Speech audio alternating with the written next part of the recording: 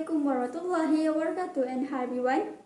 I am SITI NURZULAIKHA binti SHAIFUL BAHARI from SMK TINGGI BUKIT MERTAJAM.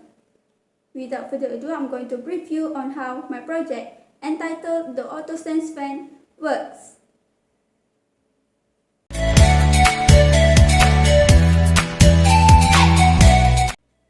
First, I will switch on the power. The RGB pixel 0 will light on to the red color, indicates that the fan is in the stop condition. Autosenz fan will activate when IR bit detects movement. The fan will start spinning at the slowest speed, which is 50, and the RGB pixel will light on to the green color. As an additional function to the Autosenz fan, I use button bit to increase the speed.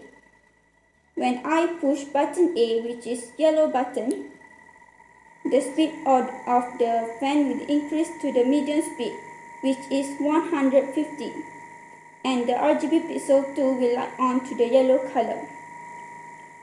When I push button B, which is blue button, the fan will rotate at the highest speed, which is 200. RGB pixel 3 will light on to the blue color. When the button A and button B press together, the fan will stop spinning. All the pixels will be clear except pixel 0.